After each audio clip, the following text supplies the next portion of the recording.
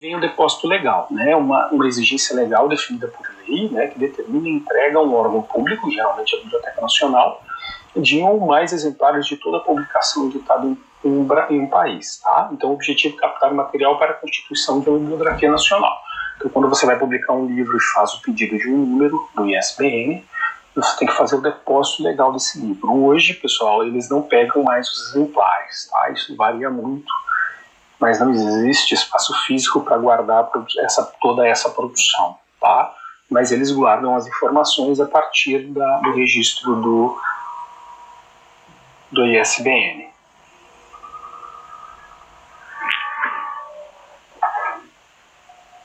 Desculpa, estava com barulho aqui. As leis brasileiras de depósito legal, né? A 10.990 de 2004 sobre as obras de natureza bibliográfica e a 12.192 de 2010 para obras de natureza musical, partituras, fonogramas e videogramas musicais. As letras de música entram como poesia nas obras de natureza bibliográfica, tá bom? Aqui tem o link, tá? Esse é um serviço importante da Biblioteca Nacional, mas que eu separo dos demais por ter um peso importante em termos de controle bibliográfico, tá bom? Aqui está o link para quem quiser aprofundar isso depois. As recomendações da Unesco para o depósito legal, né, o texto é de 1977, citado pela Campelo, né, o depósito deve ser obrigatório, tá? É responsabilidade nacional e a coleção formada é propriedade do Estado, tá? A instituição depositária cuida da manutenção e da preservação, abrange todos os tipos de materiais produzidos e não deve haver pagamento pelo depósito, tá? E acesso gratuito à coleção, tá?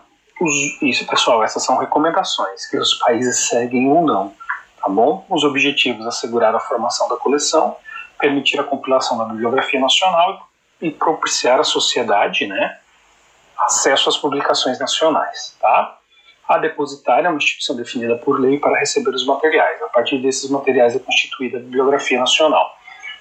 A Unesco recomenda que seja a mesma instituição responsável pela Bibliografia Nacional, né, seja a instituição depositária dos materiais produzidos em um país, tá? Não descentralizar muito essas funções.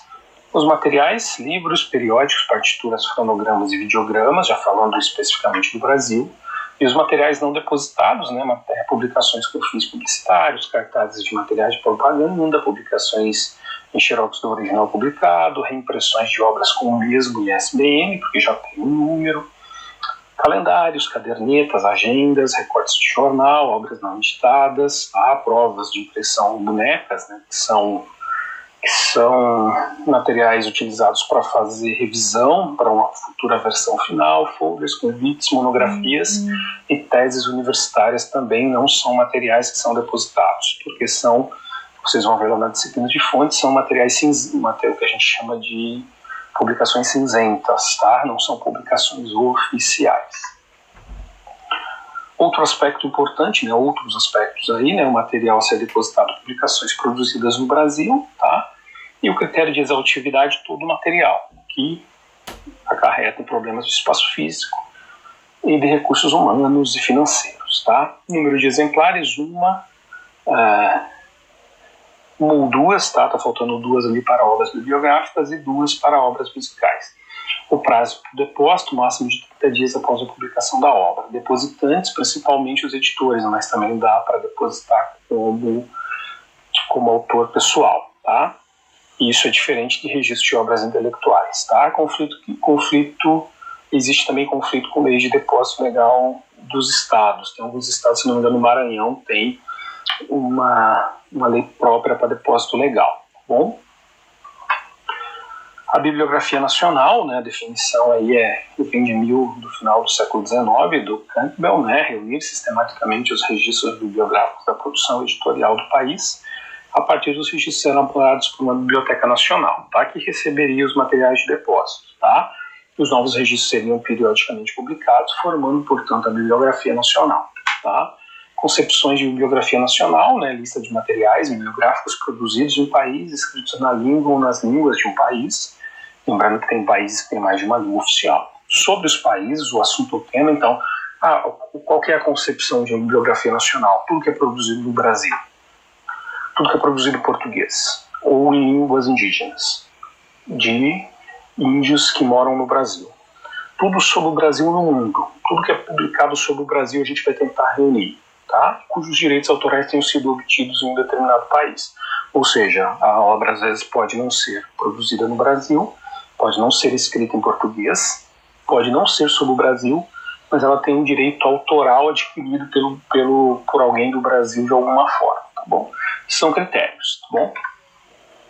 Material, aí tem que ser em 3 níveis de materiais, os principais ali, os monográficos, que são os livros, os periódicos e as publicações governamentais.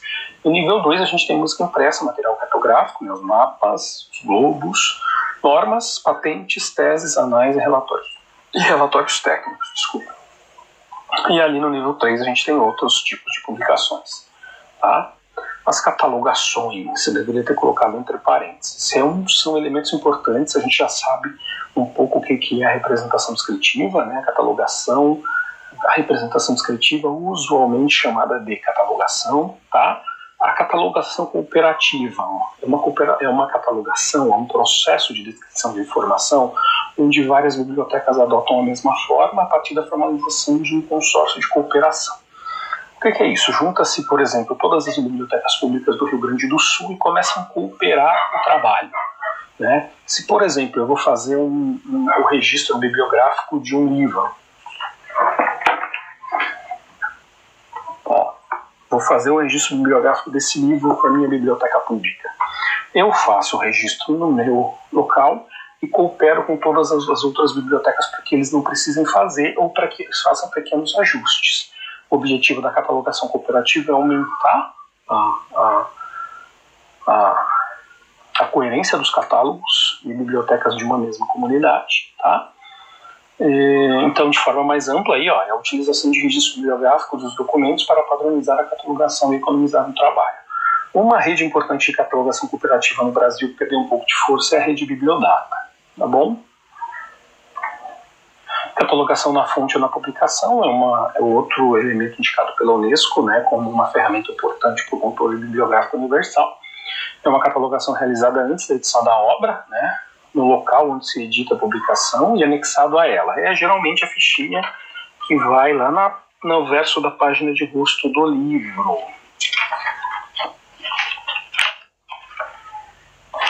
Aqui no caso do meu Star Wars é essa fichinha aqui, tá? Geralmente tem muito bibliotecário que ganha para trabalhando em editoras para fazer a catalogação na fonte, tá bom?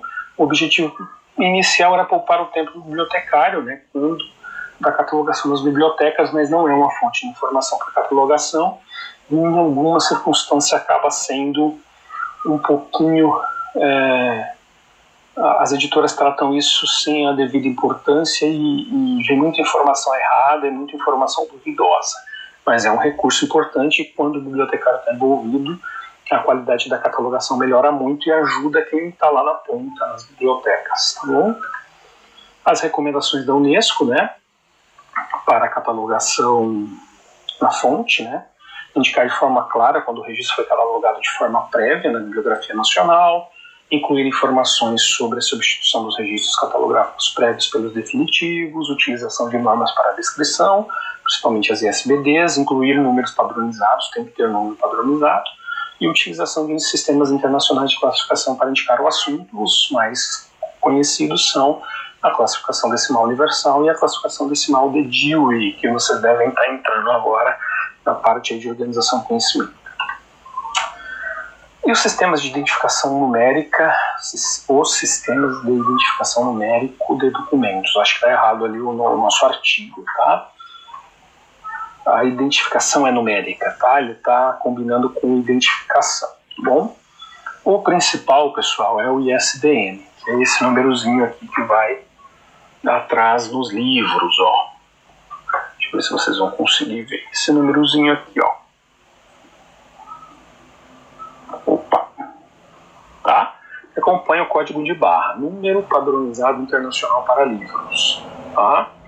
Monografias. Tipos de publicações que podem receber esse número: os livretos e os folhetos impressos, o material em braille, os mapas, vídeos e transparências, livros em cassete ou CD, para quem mais velho vai lembrar, microformas, que também já sumiu um pouco, publicações eletrônicas e publicações multimídia.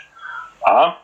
Olha o númerozinho aqui, o número o ISBN 13, O elemento de prefixo, né, ele é especificado pela Agência Internacional do ISBN, esse número tem para todos agora.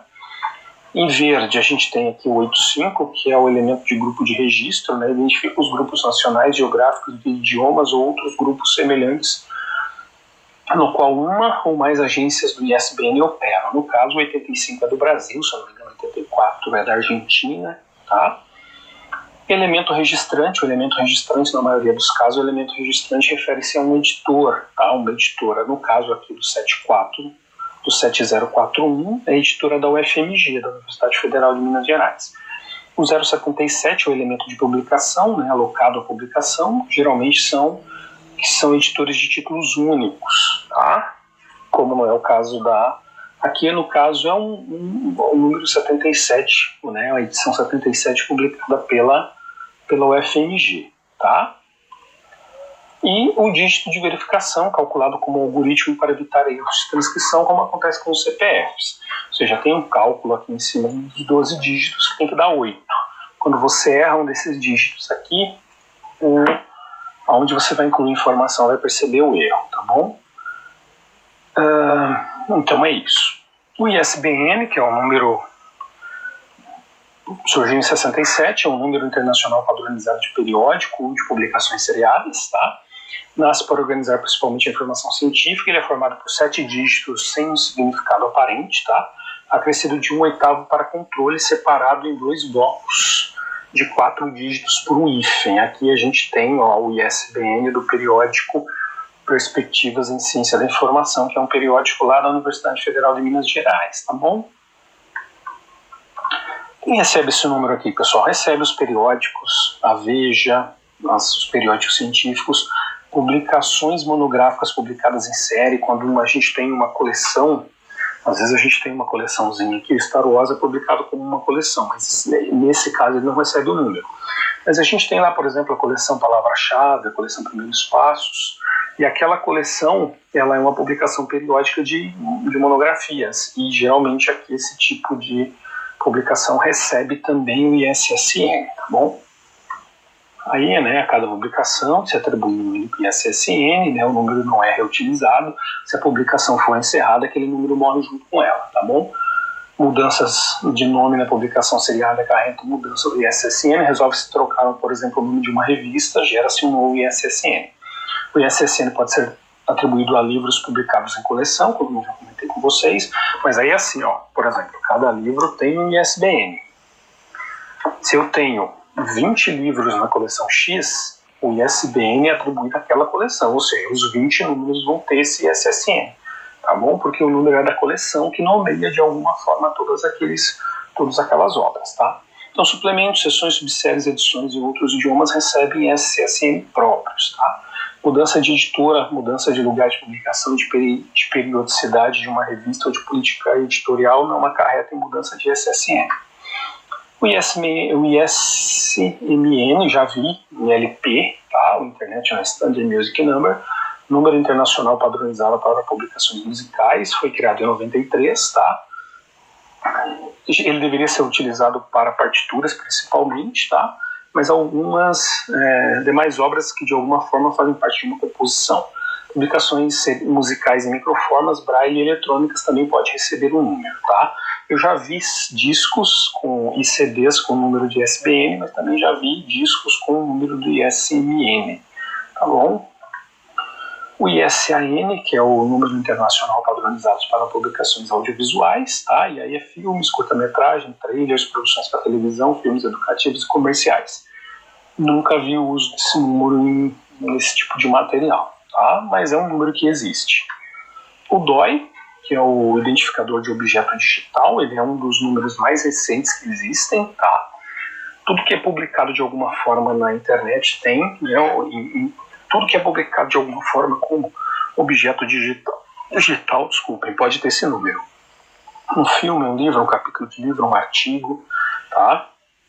Aqui a gente tem uma estrutura dele, tá? Depois eu vou falar dos materiais. O ORCID, né, que é o um ID aberto, né, para pesquisador e contribuidor, é um número para pessoa, para pesquisador, para autor, tá? Tem o objetivo de fornecer um único identificador digital internacional persistente que distingue um pesquisador de outro. Foi desenvolvido por um grupo, né, de publicadores internacionais, de editoras internacionais, e atualmente é mantido pela organização sem fins lucrativos com o mesmo nome. Tá? O link está aí, org.id.org. Vou falar um pouquinho dele mais depois. A gente tem duas opções de números que a gente pode utilizar, de duas bases de dados, tá? do WorldCat e do VIAF. O VIAF é para dados de autoridade de assunto e o WorldCat é para registros de edições, tá? Ajudam a gente bastante a fazer o controle dos dados. Eu já estou com 40 minutos. Vou passar aqui, só para a gente ver algumas coisas, tá? Aqui, a leitura complementar, comentei com vocês, do controle bibliográfico da versão aqui da Editora Autêntica de 2019. Eu separei para vocês aqui, o primeiro capítulo, tá?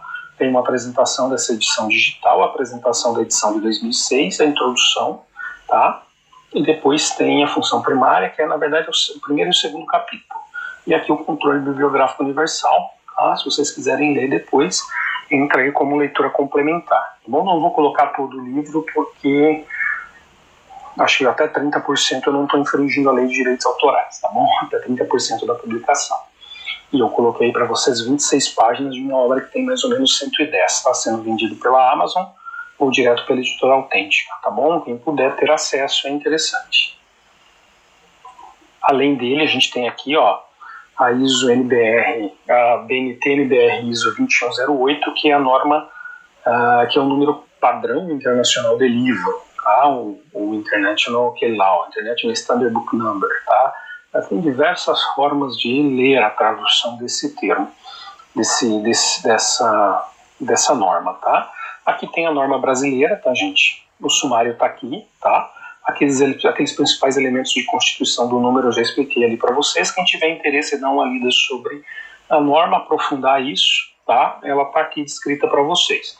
Uma norma, geralmente, pelo sumário, ela tem uma introdução, um prefácio aqui, né, um escopo, tá? Tem as referências normativas, ou seja, quais normas que ela cruza, e depois vem os elementos de estruturação da norma, tá bom?